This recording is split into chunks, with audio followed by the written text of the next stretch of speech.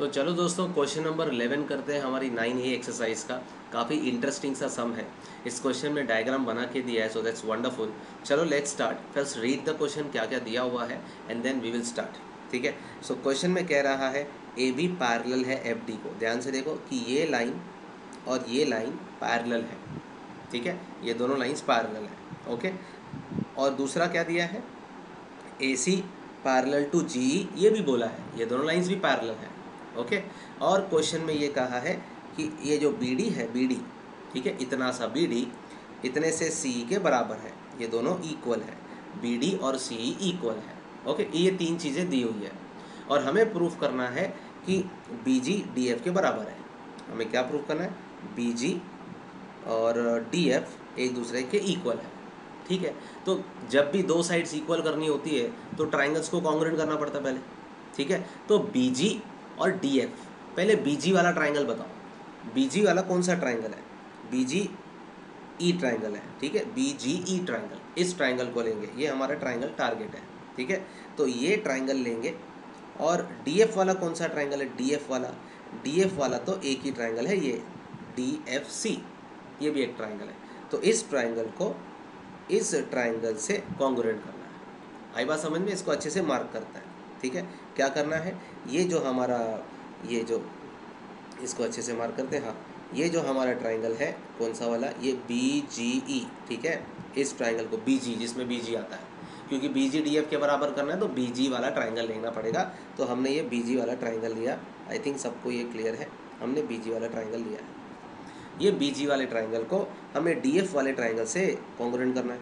ठीक है, तो ये वाला ट्राइंगल ले रहा हूँ मैं। ओके, सो इसका ये वाला ट्राइंगल, इन दोनों ट्राइंगल्स को हमें कॉन्ग्रुएंट करना है। ठीक है, चलो करते हैं। ठीक है, थोड़े से ओवरलैपिंग है, थोड़े से नहीं है, कोई बात नहीं, चालू तो करते हैं, देखते क्या है। ओके दोस्तों, चलो इसमें इन दोनों ट्राइंगल्स को अगर कॉन्ग्रुएंट करना है तो इसमें तीनों रीज़न काफ़ी ट्विस्टी है। ये वन ऑफ द इम्पॉर्टेंट सम आप कह सकते हो। इसमें तीनों रीजन स्ट्रेट फॉरवर्ड नहीं दिखेंगे। ठीक है, चलो कैसे करेंगे इस सम को। पहले ना क्वेश्चन में जो दिया है उसको यूज़ करने की कोशिश करो। हम लोग को दिया है लाइंस आर पैरेलल। जब भी पैरेलल लाइंस देता है तो आपके दिमाग में ऑल्टरनेट एंगल्स या तो करस्पॉन्डिंग एंगल्स आने ही चाहिए।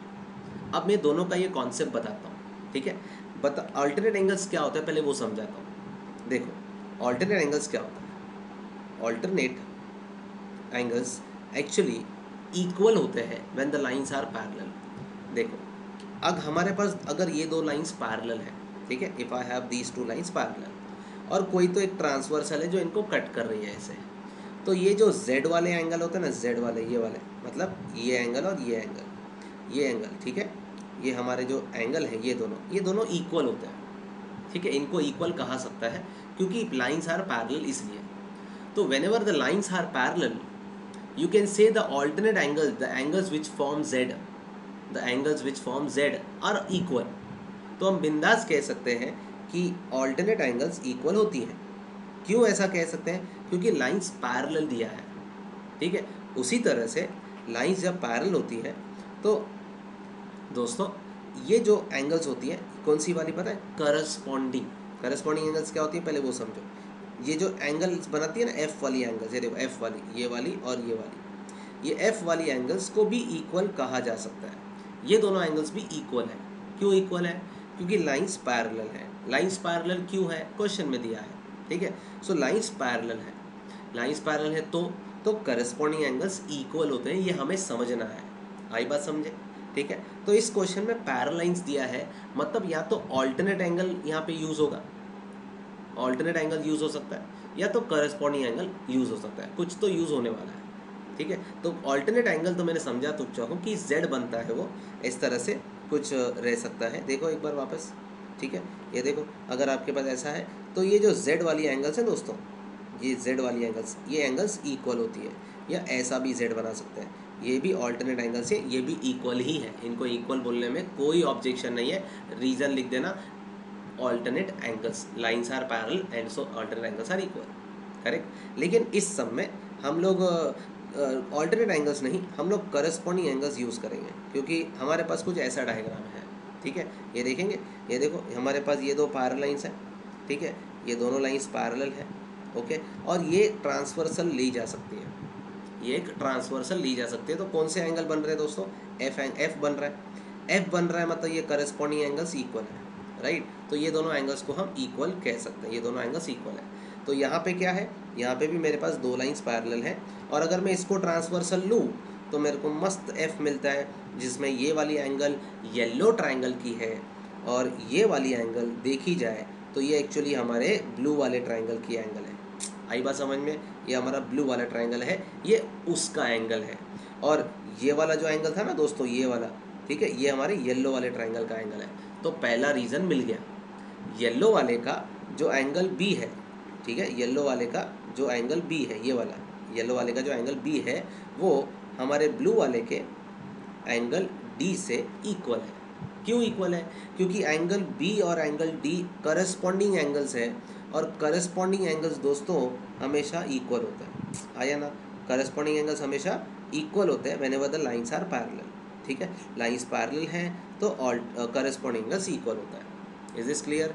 तो हमारे येलो ट्रायंगल का दोस्तों, हमारे येलो ट्रायंगल का एंगल बी हमारे ब्लू वाले एंगल डी से इक्वल है। क्यों इक्वल है? क्योंकि वापस बता रहा हूँ, ये देखो करस्पॉन्डिंग एंगल्स बना रहे हैं, ये दोनों करस्पॉन्डिंग है, ये और ये करस्पॉन्डिंग एंगल्स हैं। करस्पॉन्डिंग एंगल्स हमेशा इक्वल होते हैं when the lines are parallel, और क्वेश्चन में लाइंस पैरेलल दिया है तो करस्पॉन्डिंग एंगल्स को इक्वल बोलने में कोई प्रॉब्लम नहीं है, ठीक है। तो पहली बात बता देता हूँ, देखो लिखता हूँ मैं, हमें पता है, हम लिखेंगे कि ए बी, ठीक है, पैरेलल है डी एफ को। क्यों ये? क्योंकि गिवन है, ठीक है। तो अगर ए बी पैरेलल है डी एफ को तो क्या, तो अगर A B parallel D F को क्वेश्चन में दिया है, राइट, तो हम बी, ये जो हमारी बी सी है इसको ट्रांसफर से लेंगे, ठीक है। तो हम ले लेंगे बी सी एज ट्रांसवर्सल, ठीक है। आपने अगर बी सी को ट्रांसवर्सल लिया तो आप कह सकते हो कि आपकी जो एंगल है ये एफ वाली, ठीक है, ये दोनों पैरेलल लाइंस है और ये ट्रांसवर्सल है, ठीक है, ये ट्रांसवर्सल और ये दोनों पैरेलल लाइंस। तो मैंने बताई पैरेलल लाइंस कौन सी है और मैंने ट्रांसवर्सल कौन सी है वो भी बता दी। तो एंगल्स इक्वल हुई कॉरेस्पॉन्डिंग वाली, कौन सी वाली? ये, इसका नाम बताओ, इसका नाम है जी बी ई, ठीक है। तो एंगल जी बी ई बोलो या जी बी डी बोलो या जी बी सी तक लेके जाओ, है तो वो बी एंगल ही है कि नहीं। तो एंगल जी बी ई वो इक्वल होगी, किसके इक्वल होगी? 3 बार बता चुका हूँ दोस्तों, ठीक है, किसके इक्वल होगी? ये जो बी वाली एंगल है ये पक्का हमारे डी वाले से इक्वल है, क्योंकि लाइंस आर पैरेलल और तो करस्पॉन्डिंग एंगल्स इक्वल होता है। तो एफ डी सी बोलेंगे। रीज़न क्या देंगे? Because they are corresponding angles, ठीक है। करस्पॉन्डिंग एंगल्स क्या होते हैं? जो एफ बनाते हैं, ठीक है। करस्पॉन्डिंग एंगल्स क्या होते हैं? जो एफ बनाते हैं, और एफ एंगल वाले हमेशा इक्वल होते हैं when the lines are parallel. Lines parallel होती है तो एफ एंगल, एफ बनाने वाले जो एंगल्स होते हैं वो इक्वल होते हैं, ठीक है, उनको करस्पॉन्डिंग एंगल्स कहा जाता है। जो एंगल्स जेड बनाते हैं वो ऑल्टरनेट कहे जाते हैं, जो एंगल्स एफ बनाते हैं वो करस्पॉन्डिंग कहे जाते हैं। तो ये जो एंगल्स है ना, ये कौन से है?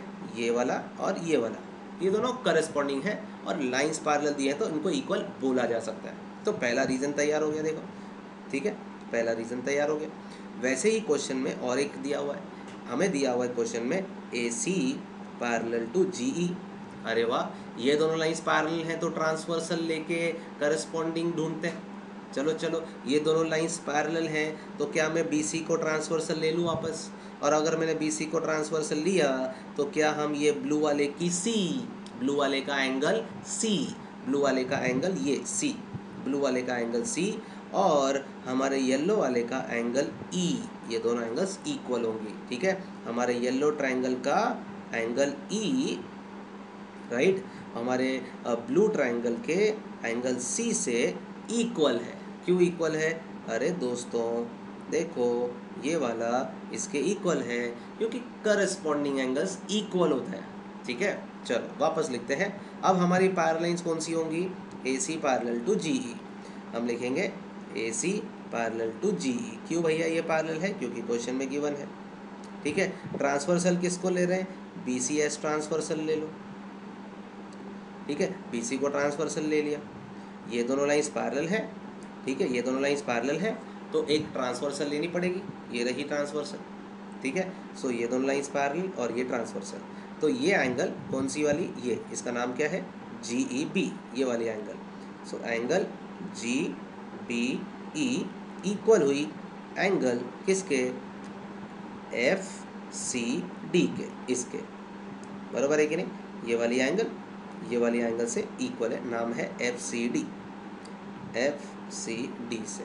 क्यों भैया, क्यों इक्वल है, क्योंकि करस्पॉन्डिंग एंगल्स इक्वल होती है ना यार, करस्पॉन्डिंग एंगल्स इक्वल होती हैं जब लाइंस पैरेलल है। क्या हमें लाइंस पैरेलल दिया हुआ है, हाँ दिया हुआ है, लाइंस पैरेलल दिया हुआ है तो करस्पॉन्डिंग एंगल्स इक्वल होते हैं, इसको बोलने में क्या शर्माना है कि नहीं दोस्तों।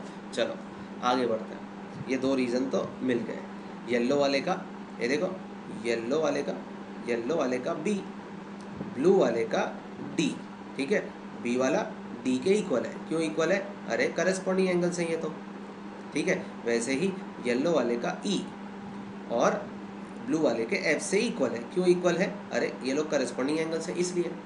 ओके चलो तीसरा रीज़न भी इतना आसान नहीं है जितना आपको समझ में आ रहा था, ठीक है। पहला रीज़न तो ये था, दूसरा रीज़न ऐसे आया है कि नहीं, पहले रीज़न में हमने कहा ये इसके बराबर, दूसरे रीज़न में कहा हमने ये इसके बराबर, ये दो रीज़न तो हो गए थे, नंबर 1 नंबर 2, ठीक है, ये नंबर 1 था, ये नंबर 2 था। नंबर 3 इंपॉर्टेंट है, क्वेश्चन में और एक चीज़ दी गई है, BD CE के बराबर दिया है। BD देखो, BD ये BD CE के बराबर दिया है। क्या BD हमारे काम की साइड है, सोचो, क्या हमारे येलो वाले ट्राइंगल में BD साइड है क्या, नहीं, हमारे येलो ट्राइंगल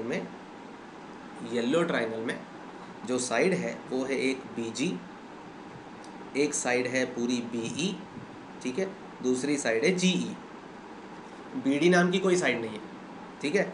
तो देखो हमें बोला है BD CE के बराबर है, ठीक है। पहले BD पे फोकस करो, क्या आपको BD चाहिए, क्या आपको BD साइड चाहिए, आपके ट्रायंगल में BD साइड आ रही है क्या, नहीं आ रही है ना, कौन सी आ रही है वो बताओ, आपके ट्रायंगल में BD नहीं आ रही, आपके ट्रायंगल में BE आ रही है, आपके ट्रायंगल में इतनी सी साइड नहीं आ रही, आपके ट्रायंगल में ये पूरी साइड आ रही है।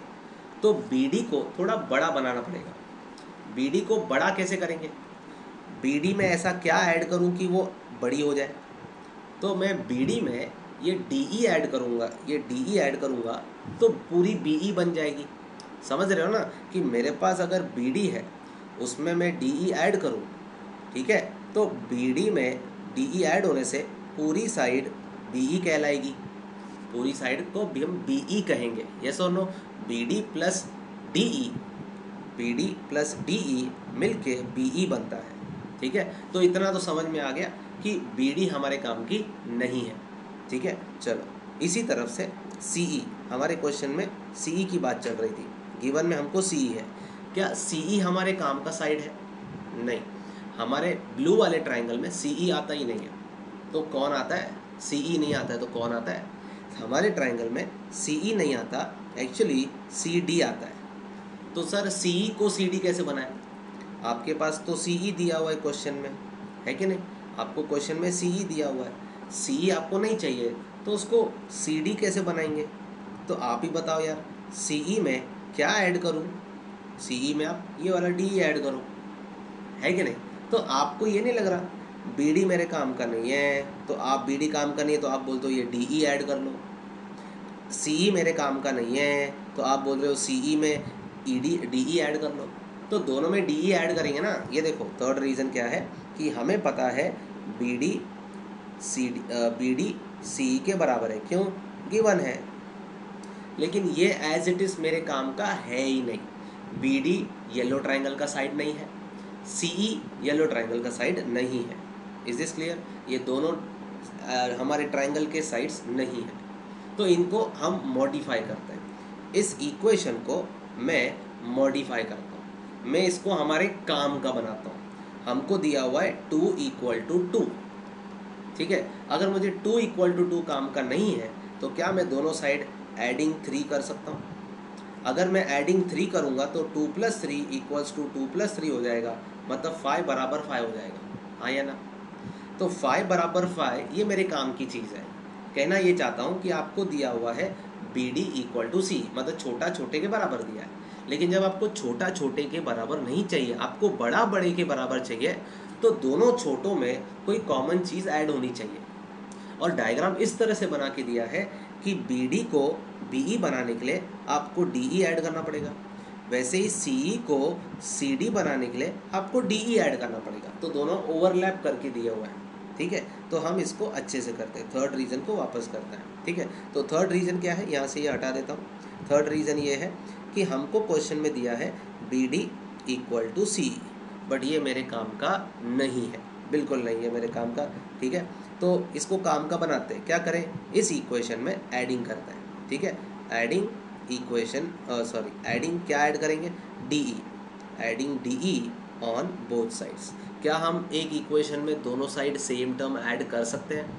मैथमेटिक्स कहता है हाँ ज़रूर कर सकते हैं। जब आपको पता है 2 2 के इक्वल है, तो 3 ऐड करने से जो आएगा मतलब 5 आएगा, 5 5 के बराबर ही होगा, तो ऐड करना अलाउड है। ठीक है, तो चलो BD काम का नहीं है, DE ऐड करेंगे, CE काम का नहीं है, DE ऐड करेंगे, तो इसलिए adding DE on both sides. तो BD प्लस DE इक्वल हुआ CE प्लस DE के, है कि नहीं सर? दोनों साइड आपने ये DE टर्म ऐड कर लिया, BD में भी DE ऐड कर दिया, CE में भी DE ऐड कर दिया, आपने दोनों साइड DE ऐड किया। अब ये क्या हो गया, क्वेश्चन में डायग्राम में देखो, BD प्लस DE क्या बन गया, BD प्लस DE तो हमारा पूरा BE बन गया, है कि नहीं? पूरा BE बन गया जो इस हमारे येलो ट्राइंगल का है। तो BE इक्वल टू ये क्या बना, ध्यान से देखो, CE प्लस D, ये क्या बन गया, पूरा CD बन गया ना दोस्तों। ठीक है, CD आ गया जो ब्लू ट्राइंगल की साइड है, BE येलो ट्राइंगल की साइड है और CD ब्लू ट्राइंगल की साइड है, ये दोनों ट्राइंगल की साइड इक्वल हो चुकी है। तो ये हमारा तीसरा रीजन भी रेडी हो गया। अब हमने इस दोनों ट्राइंगल्स को कॉन्ग्रुएंट कर दिया। ठीक है, लिखना बस बाकी है, चलो लिखते हैं। कैसे लिखेंगे, हम लिखेंगे in triangle BGE and triangle DFC। पहला रीज़न है GBE, मतलब ये B वाली एंगल।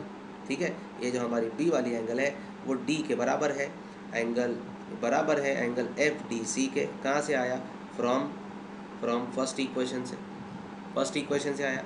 दूसरा क्या पता है, दूसरा ये पता है कि एंगल GEB, सॉरी मैंने यहाँ पे गलती कर दी है, यहाँ पे थोड़ी सी गलती हो गई यहाँ पे लिखने में। ठीक है, क्या लिखने में, GEB। ठीक है, सो ये GEB ये वाली एंगल इस एंगल के बराबर है। ठीक है, तो एंगल GEB इक्वल हुआ एंगल FCD के। रीज़न क्या हुआ, फ्रॉम इक्वेशन 2। आई बात समझ में? ओके, तीसरा रीज़न हमने अभी प्रूफ किया है। क्या प्रूफ किया है कि BE इक्वल है CD के। क्या प्रूफ किया, BE इक्वल है CD के। तो पहला रीज़न ये हमने बनाया, दूसरा रीज़न भी हमने ये सोचा, तीसरा रीज़न भी हमने थोड़ा बना दिया, तो 3 रीज़न बना दिए। देयरफॉर ट्राइंगल BGE कॉन्ग्रुएंट है ट्राइंगल DFC से, बाय विच टेस्ट। देखो ये ट्राइंगल में आपने क्या लिया था, ये ट्राइंगल में आपने ये एंगल ली थी, ये एंगल ली थी और ये साइड ली थी, तो actually ASA side, ASA test हुआ, तो बाय ASA टेस्ट। ठीक है, तो चलो दोस्तों, ट्राइंगल्स तो कॉन्ग्रुएंट हो गए, हमने इनको कॉन्ग्रुएंट कर दिया, ये दोनों ट्राइंगल्स कॉन्ग्रुएंट हो गए। और अगर ट्राइंगल्स कॉन्ग्रुएंट हो गए हैं ये दोनों, तो क्या मैं कह सकता हूँ इस ट्राइंगल का जो BG है, ठीक है, और इस ट्राइंगल का जो DF है वो इक्वल है। कॉन्ग्रुएंट कर दिया, क्यों किया, कॉन्ग्रुएंट करना इसलिए ज़रूरी था ताकि हम उनको इक्वल बोल सकें। कॉन्ग्रुएंट ट्राइंगल के जो पार्ट्स होते हैं करस्पॉन्डिंग वो इक्वल होता है। ठीक है, तो हम कह सकते हैं नाउ आई कैन बिंदास से कि BG DF के बराबर है। क्यों, रीज़न लिखेंगे CPCT, आया ना? ठीक है, corresponding parts of congruent triangles. Congruent इसीलिए तो किया ताकि हम उसको इक्वल बोल सकें। BG वाला ट्राइंगल और DF वाला ट्राइंगल को कॉन्ग्रुएंट किया तो BG इक्वल टू DF बोल दिया, क्योंकि ट्राइंगल्स कॉन्ग्रुएंट है, तो CPCT बोलने का। ठीक है, अब दूसरा CF और EG, ये देखो CF को EG के बराबर बोलना है, ये भी बोल दो। इसको सेकेंड पार्ट को प्रूव करने की कोई ज़रूरत ही नहीं है, क्योंकि सेकेंड पार्ट प्रूव करने के लिए ट्राइंगल्स कॉन्ग्रुएंट करने पड़ेंगे, और ट्राइंगल्स तो कॉन्ग्रुएंट हमने ऑलरेडी कर दिए हैं। हम कह सकते हैं कि ब्लू वाले का सी एफ येलो वाले के ई जी से इक्वल है। सेकेंड पार्ट तो प्रूव करने की ज़रूरत नहीं है, डायरेक्ट आ जाएगा सी एफ बराबर है ई जी के। क्यों भैया, क्यों इक्वल है? वापस वही reason, C P C T. अरे एक बार आपने येलो ट्राइंगल और ब्लू ट्राइंगल को कॉन्ग्रुएंट कर दिया तो आपके ये दोनों parts automatically C P C T से आ जाते हैं। दोनों पार्ट्स प्रूफ हो गए। आया बात समझ में? सो दोस्तों, आई थिंक सबको ये बात समझ में आ गई है। ये सम कैसे किया सबको I guess it's clear, yes और नो? ठीक है, नहीं समझा तो एक और बार वीडियो देख लो, काफ़ी अच्छे से समझ में आएगा। ठीक है, चलो बाय बाय एवरीबॉडी।